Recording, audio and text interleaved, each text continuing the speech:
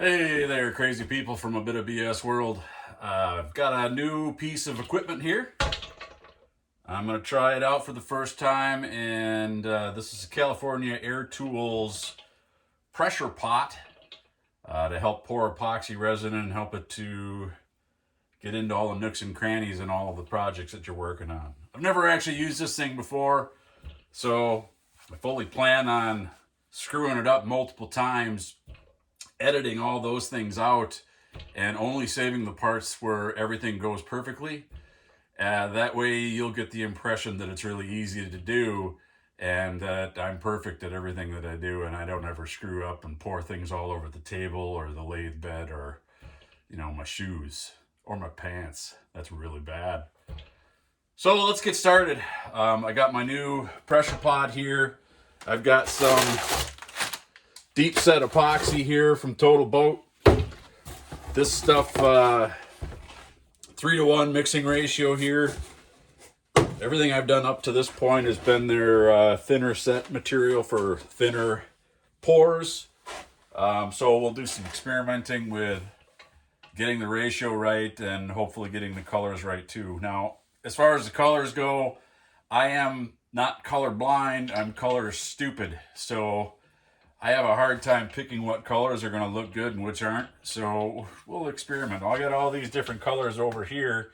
But we're just going to pick a couple of them for each one of these pours and see how they look. Hopefully they'll be all right. My plan today is salt cellars. I've got 3 of them that are ready to go. And I'm going to show you basically how I set these things up. Now, I've done something similar to these before, but they weren't anywhere near as deep as this, meaning that the actual piece filled up the container a lot more than this. If you look at this up close, this is a lilac chunk, a root ball chunk, and I just cleaned the living crap out of it with the Dremel tool and some burr bits and compressed air and cussing and swearing until there's not a whole lot of bark or dirt or any of that kind of junk left on it anymore. And then we just pour down in. Now, the material that I have here, I stumbled across this from a local sign making company. They gave away some optical grade polycarbonate sheets, and if you see it's pretty thin material. It's pretty flexible, and unfortunately, it also is about at the same melting point as the hot glue. So you do have to be a little bit careful with it. Otherwise, you'll like across this section here, this will warp really badly, and then you're trying to form the thing back into a circular shape. But for the most part, they work really well. It's glued onto the bottom here, so the thing isn't going to float up inside here. And we'll see how it goes. I got the instructions out. Because apparently smart people are supposed to use the instructions and read them for this thing, but we'll see. Let's just record and see how we're going to do this. What are we thinking for colors? Let's see here. I like Honolulu blue because I'm a Lions fan. They actually have a Maui blue. No, it's Maya blue. So, I don't know. And my wife keeps telling me you gotta do 2 different colors, so we're gonna do 2 different layers in here of, I don't know, contrasting. I really don't know. Don't have a clue. Ooh, that's kind of a cool color. That's azure. Yellow. No, what is this? I don't know. Aurelian yellow. Don't. My wife hates yellow. Those will probably be full until the day I pass this on to my children, who will promptly throw all of it in the garbage. Burgundy. That's really cool. A little bit of reddish purpley color in the lilac in some places. Maybe that guy right there. What would go well with burgundy? Oh, hey, maybe a cool silvery color. This is called pearl white. Yeah, that would be cool. Graphite black. What the frick is this? Wait, show me a label. Silver ash. Maybe those 2? Kind of a darker, vibe to it, or lighter vibe. I don't freaking know. This is not my bag. What if we did a purple? Throw a complete and utter curveball. Purple and a silver ash. Maybe we'll pick up a little bit of the purple in the turning when we get it done. All right, done. Bam. Completed. So, got our epoxy here. We're gonna just straight up move this stuff out of the way before we glue it down. We're gonna grab a couple of mixing cups, and then we're gonna go to town. These little mixing cups, I'm gonna put all this in the description in this YouTube channel. So this guy here, the mica powders and the total boat, we'll put all these, well, in the mixing cups, everything. We're gonna put everything in the description. So if you're interested in going for it on any of this stuff, you can just jump right into the description, click on the link, and it'll take you right to where you need to go. These little guys here, this is probably bigger than I actually need here. I'm going to use not a whole lot of the actual capacity of these things. But we'll see. I may end up using the same one multiple times here, depending on colors. But you see here, they've got the ratios right up here on top. They've also got just the straight up measurements on the side, so it kind of tells you how you're supposed to do this. But what we're going to do is we're going to pour off what we need out of these guys here. And we're not going to do a whole lot with the first one. And we'll mix in one of our two colors. And then we're going to mix the living crap out of it, pour it. We don't want to pour a whole lot more than about an inch. And then we're going to stick it in the pressure pot, draw some of the bubbles out of it, or push some of the air up out of the area that we're mixing it into. And then we're just going to go from there. So I'm going to read some instructions on the total boat here because I've never used this stuff before. Bear with me.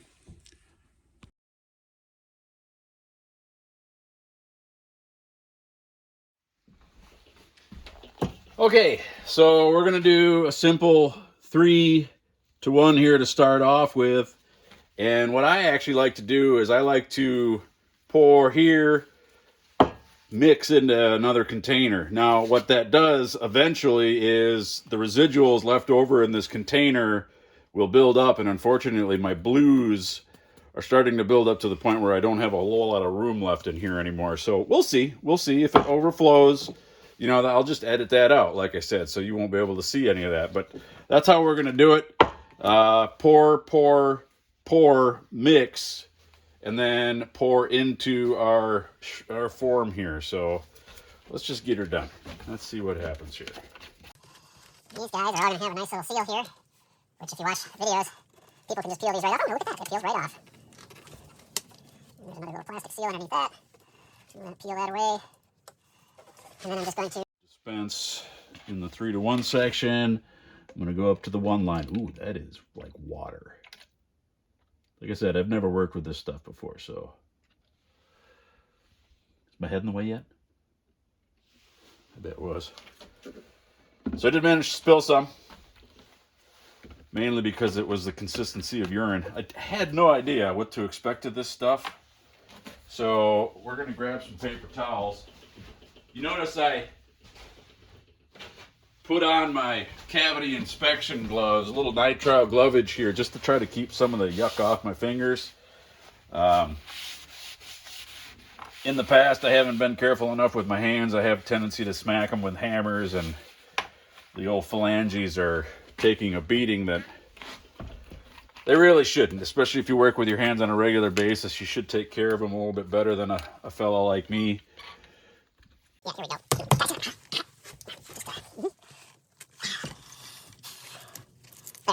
Oh, well. Okay, we got a little film here. We're going to dispense the proper amount here. In our 3-to-1 section, we're going to go up to the 3. Let's see how thick this is. Okay, this is a little thinner too. This is going to make it a little bit easier to do all of this. Let's just see. This is going to fill this cup right up. We may have to start a new blue cup.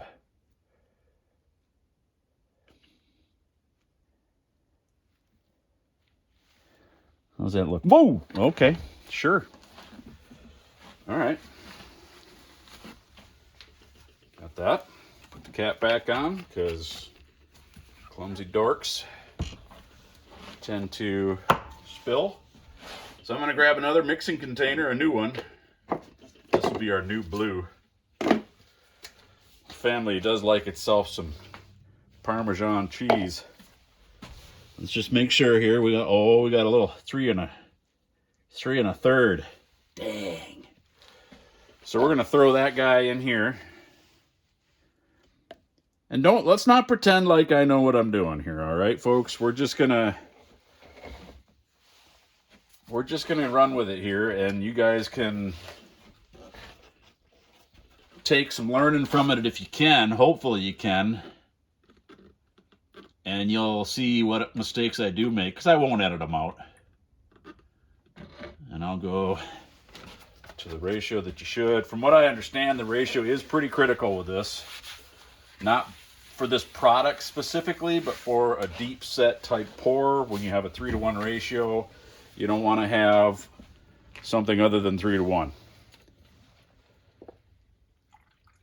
I think a lot of people, if you've had a problem with a pour before where things didn't cure in the time space that you were hoping, or something along those lines, they try to add more hardener in or something along those lines. And I think a lot of times that is just a big mistake. You really don't want to do that kind of thing. So I think we'll start off with the purple pour, just because we want to see a cool looking color. And I've got a little spoon that I use to try to meter this out. And we'll go 1 scoop, 2 scoop, until it looks how we want it. And then for the smaller pours like this, I'm just going to go ahead and use my, stir stick.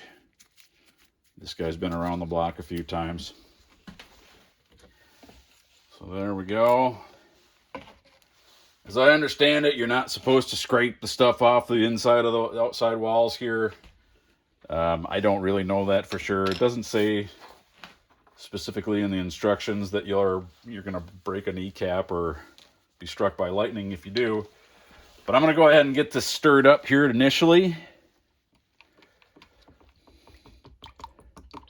And this does take quite a while. You don't want to short yourself on the stirrage. If you do bigger pours, you can get a little paddle mixer. But this is a small enough pour where I think this is going to be about all we're going to need. What you don't want to do is you don't want to agitate this to the point where you're packing a bunch of air into it.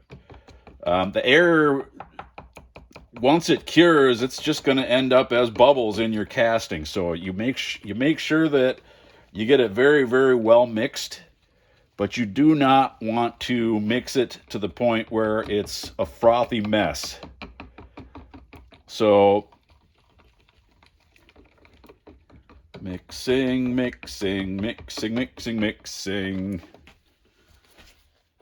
I'll give you guys the music for free.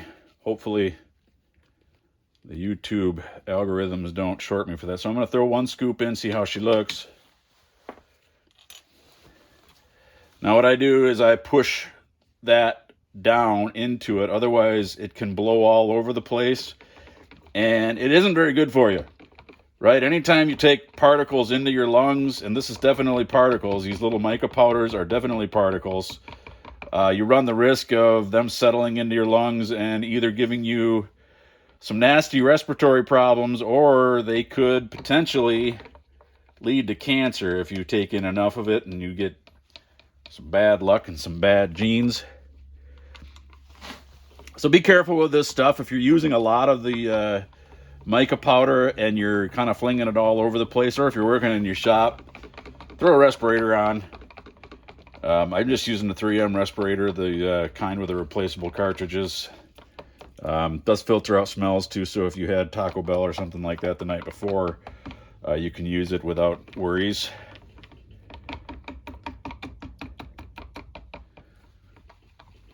I think I want more. I usually end up putting more in. Notice I didn't say more on. That would have been funnier. Push it down in. Stir it on up.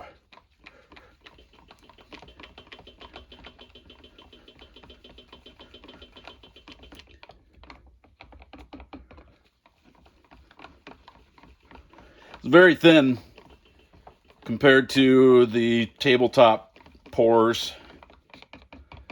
I think it's going to flow into nooks and crannies a lot easier. Bubbles will probably come up out of the suspension a little bit easier. Maybe a lot easier. We'll see. I'm already getting bubbles up to the top. Curing of epoxy is an exothermic process too, so it's going to give off some heat. And so that's a normal thing. If you're feeling, I mean, you're not going to feel it right off the bat, but if you come back to your pour later on and it's warm, that's actually a good thing. I actually use a heat gun early on, especially with the tabletop epoxy. When I'm mixing it in here, I'll actually give it some heat to pop some of the bubbles as they come up to the surface. Surface tension on a thicker epoxy like that will actually hold the bubbles in there. And then having it a little bit more or less viscous when you actually pour it into the vessel does help it settle into nooks and crannies a little bit easier. You notice I'm mixing this a long time, right? I don't want this going wrong. I don't want a bad mix. And shorten it up at this point would be a really bad idea. So I can't really tell. Like I said, I haven't done this before, so let's just take a gander at this here. That's what we're seeing right now. Hopefully that's dark enough. Now, if you get in here with the heat gun, you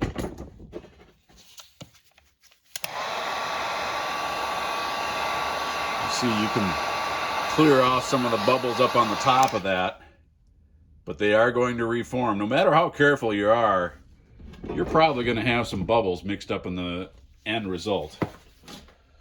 So let's progress. Got our form. This is where we find out whether we did a good enough job sealing that form up. The last thing you want right now is to take some of your expensive epoxy and lose it to a leak. So let's get you in frame here a little bit better. We're just going to pour this stuff over here. That's gorgeous.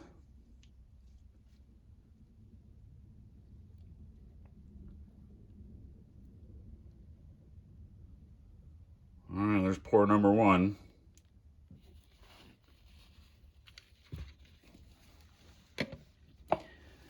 And it really does do a nice job of settling in to all the nooks and crannies here. You see there are some bubbles down in there. And what we're going to want, these are going to be salt cellars, so they're not going to be like super tall or anything like that. But what we want to have is we want to have more epoxy than the height of the material that we're actually going to be making, or the bowl or the salt cellar that we're going to be making out of this. The reason is because when we put it into the pressure pot is going to push some of the epoxy into the wood itself, which is a good thing, right? I mean, that shows that it's pushing the bubbles out and it's getting a really good bond to the surface. So what I'm going to do now is I'm just going to set this guy here. I'm going to give him a couple of tunks. Looks like we're sealed up nice. And then I'm going to very carefully take the heat gun and I'm going to get rid of some of the bubbles on the top surface. You see I just kind of stab it down in there and it eliminates some of those bubbles on that top surface. Now, this stuff here takes a lot longer to set than the tabletop stuff does. So you don't need to worry about it curing like right now. So you really want it to be able to off gas before you go and dump your next batch on top of this, all right? What I do want to see is, in this case here, it'd be kind of nice to see a mixing or, you know, have some very distinct swirls from the next pour going down into this pour here. So with it as viscous as it is right now, it might be a good idea for us to just let this set for a couple of hours, let it start to firm up just a little bit, and then come back and do the next, what do we call this here? This was our silver ash. We'll do that silver ash pour over the top of it, and then maybe we'll drive something down in there so that it intermingles a little bit and just gives us a cool looking swirl pattern. So I think we're going to sign off for right now. We'll just seal this guy up so he doesn't get turned into a mess, and then I will come back when we do that second pour later on.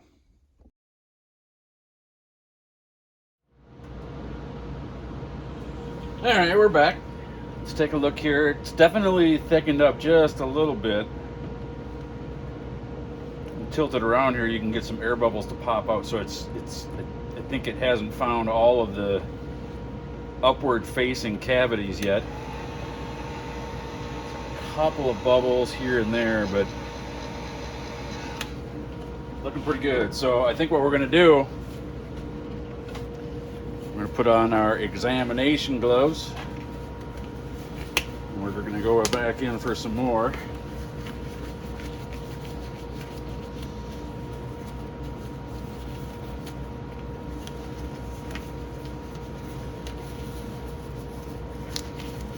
This time we're going to mix up, I'm going to do the same amount. Get back onto our 3-to-1 scale again, and our 3-to-1 scale again. We're going to do our, what was it?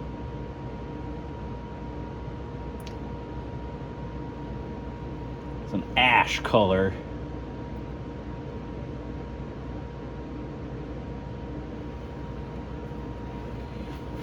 Spillage, of course.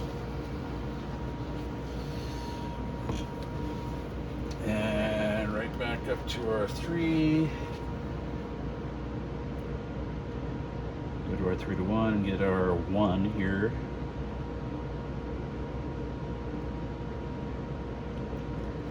One.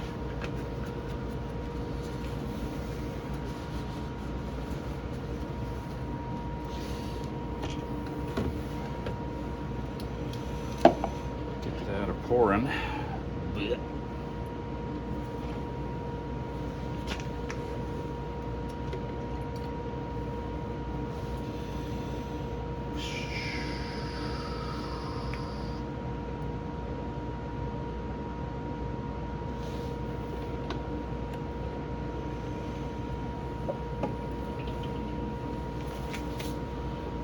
This was silver ash.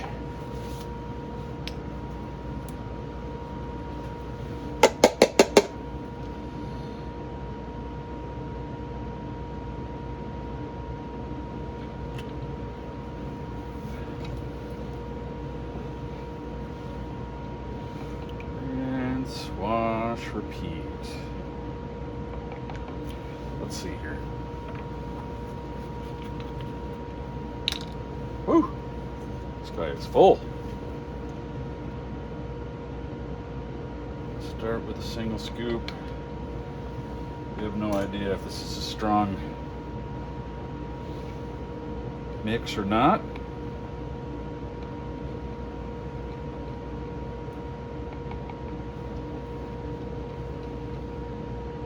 It looks like a pretty strong mix, but I'm guessing we're probably going to end up adding another.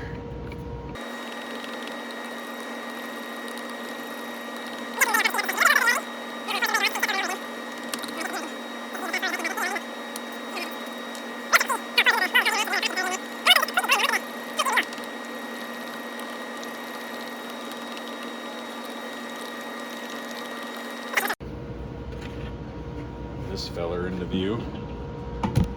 Let's see what it looks like.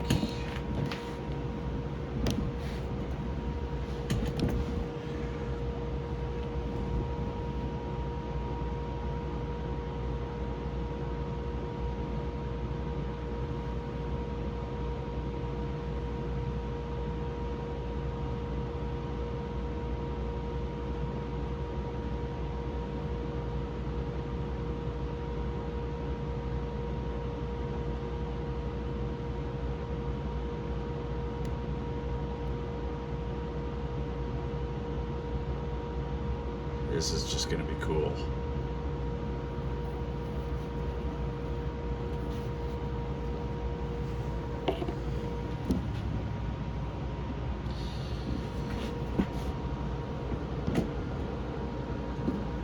now, from the side, it intermingled a little bit. But like here, you can see it's really stratified. So what I'm going to do, I'm going to grab a pokey bit and I'm going to drive it down in here and try to just get them to swirl together just a little bit.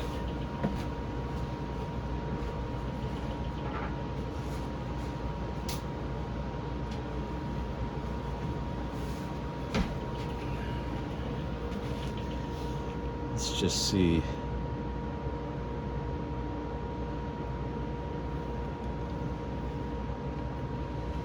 See if I can get you guys in here a little closer too.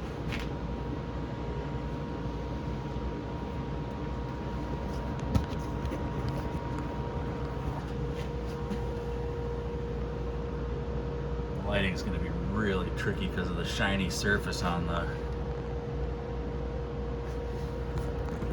Yeah, let's just see what we can do here. If we just drive this guy right down into here. That will do it.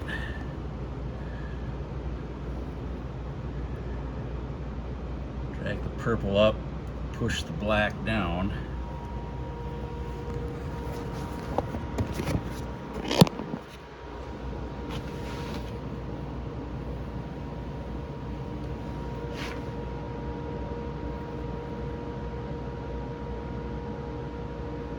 And like I said, I don't want it stirred together. I just want it kind of mingled together.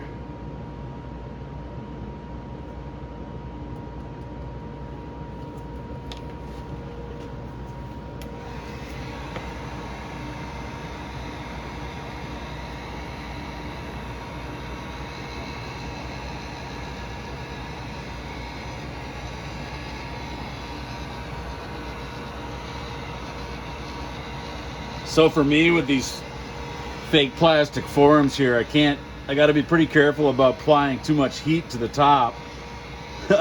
Otherwise it'll melt my form.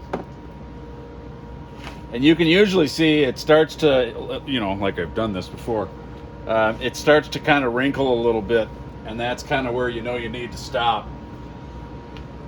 So let's take a gander here.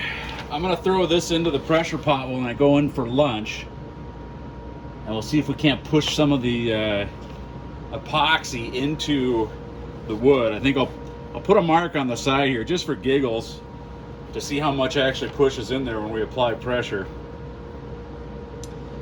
Let's see here. I'm gonna go ahead and shut this off, and then I'll show you guys how it's done after I'm versed on it.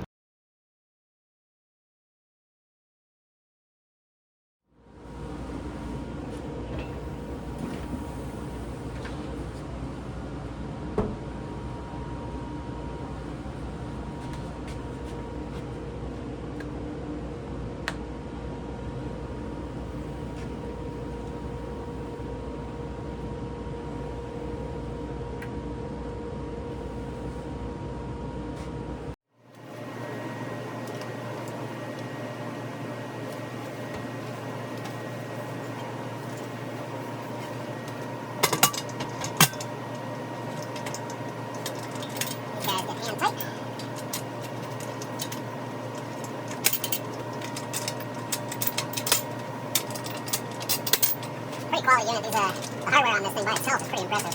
Gigantic wing nuts, and it's just a really well-built pressure pot. So for someone who's planning on doing this type of thing for a living, I'm assuming you would want to have a pretty decent quality pressure pot.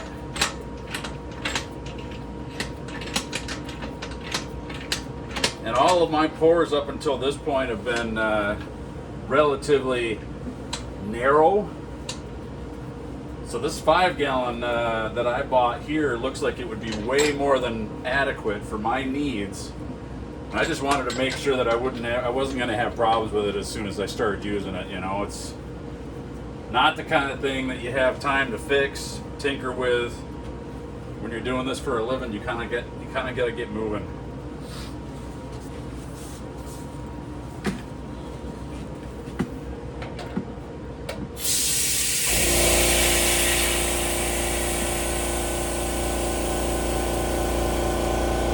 12 valve dummy.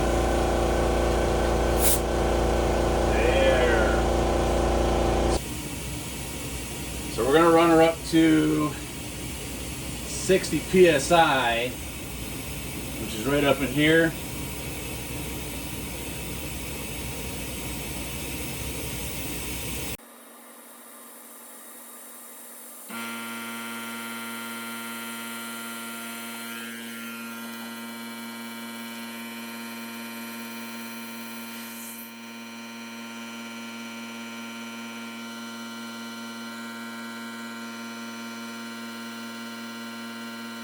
Taking my time, keeping it real slow.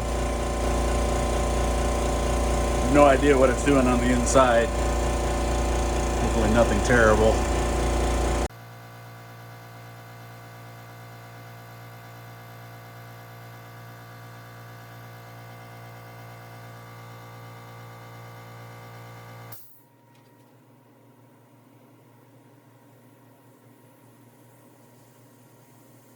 Once we hit that 60 psi, we'll close off this guy.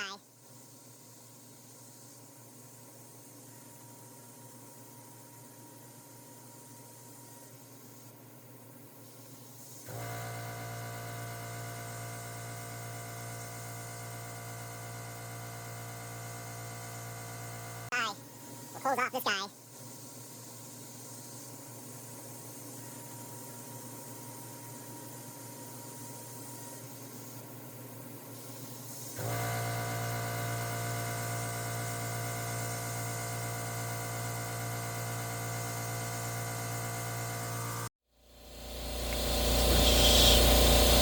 Push this guy in so it's locked, and then we close that off. Now it should hold that pressure.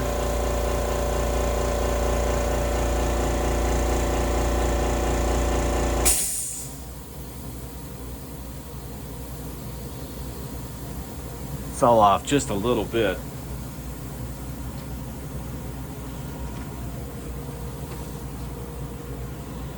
Now we should be able to unplug that.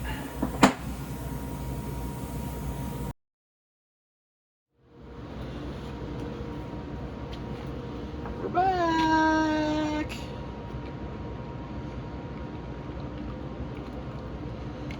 Another round of stirring. This will be the last batch that goes in this one. There are bubbles coming up to the top here. I'll get you guys in so you can see that a little bit better here in just a second. But we're going with the ash, silver ash here again. And I went with a half dose this time, so I just cut the proportions in half, and hopefully we'll top this off. This is, salt cellars aren't usually that big for me. This is going to be a bigger one. All three of these are going to be a little bit on the bigger side.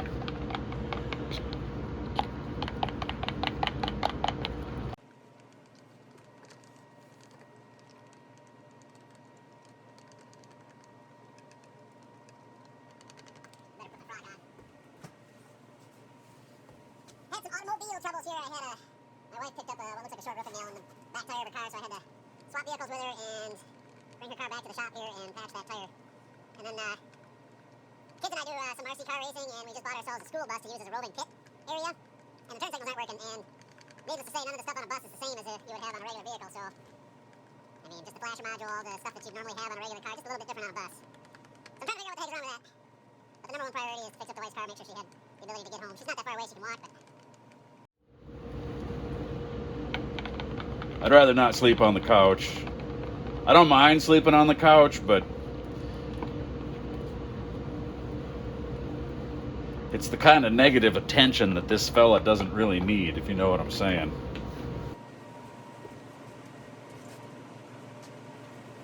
I haven't had a chance to look into why the pressure pot seemed like it was hissing there. We'll try a little lower PSI. Maybe that check valve is set to release back to a specific point. It says it runs at 60 psi normally, which is why I took it up to 60 in the first place. But we'll try topping it up to 50 and see if that actually does a better job and holds for a little bit better that way. See, we are getting some bubbles. Now you can take a heat gun, drive that heat gun down in there and eliminate almost all of them. But from my experience, you're almost always going to have some up at the top after it cures, which is kind of a pain in the butt. But if you just kind of plan for that, it's not a big deal. So let's see how we're doing here. Hopefully I got the right amount left.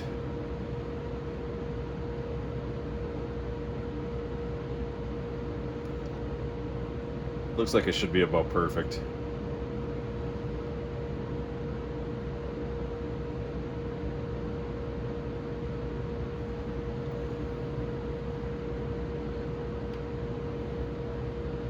What I'd like to see is about a 50-50 mix between the epoxy and the wood for my salt cellars.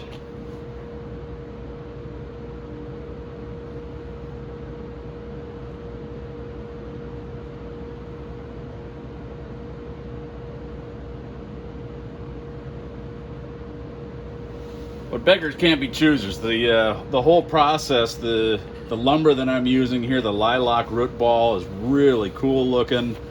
It's got really fine grain, and it just looks cool when it's all finished up. Very tough stuff. I don't really know a whole lot about, in fact, I didn't know anything about lilac before I started doing this. When we were doing some yard work, these actually came out of our yard. We were doing some yard work and we needed to take out some of the lilac. We're just kind of taking it back to more realistic level for us. And so I trimmed the stuff out. I'm actually gonna drop a paper towel down in there. And I started looking at what was inside, and I was like, wow, this stuff would actually look pretty good in a woodworking project. So I went ahead and harvested some of it, and this was well before I was into wood turning. Harvested some, painted up the ends of it, and then just set it up on a shelf in the back shed, and there you go.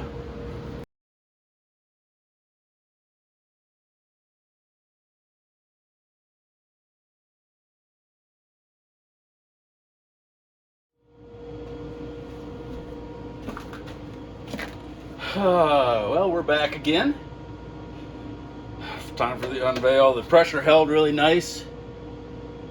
Right around 50 psi. That is exactly what we were looking for. Instructions say release the air slowly with the air outlet cock here. And so we're just gonna, and it's gonna be noisy, sorry. And this guy will drop down. As soon as it drops all the way down to 0, we can pop this open and see what we got. This is a couple days after I did the pour.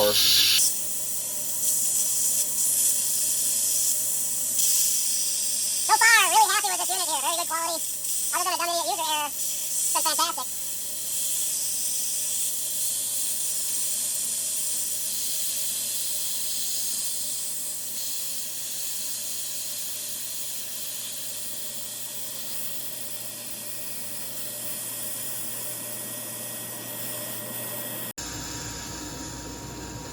So basically, with a unit like this, if you can read instructions, you're going to be able to do this. All the air is out. It smells like resin in here now. Crank these guys open. So I was saying, if you can read the instructions, you should be able to do this pretty easily. I always said that to my kids in high school. I always asked them, can you read? And most of them said yes. Every once in a while you get that clown in your high school shop class that would say, "Nah, I can't read, Mr. Solicool."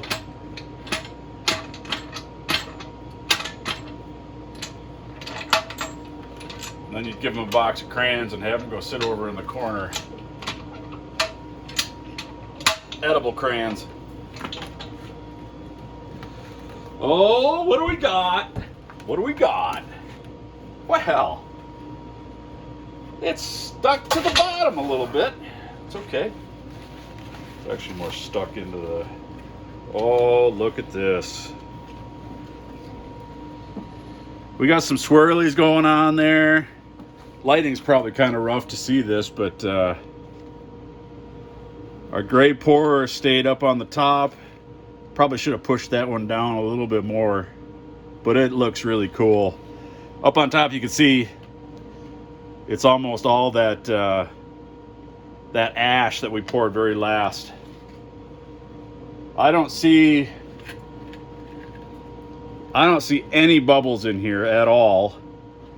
Now this outer part doesn't really matter so much because this is going to get turned away anyway, but I mean, if I look down here on the bottom, there do be no bubbles in there. So I think this kind of did what we wanted it to do, which is awesome. Got a little bit of a mess in here. Oh, and it chips right away. Just freaking sweet. That is cool. Little paper towel down with it. And bam, she's ready to go again. Fantastic.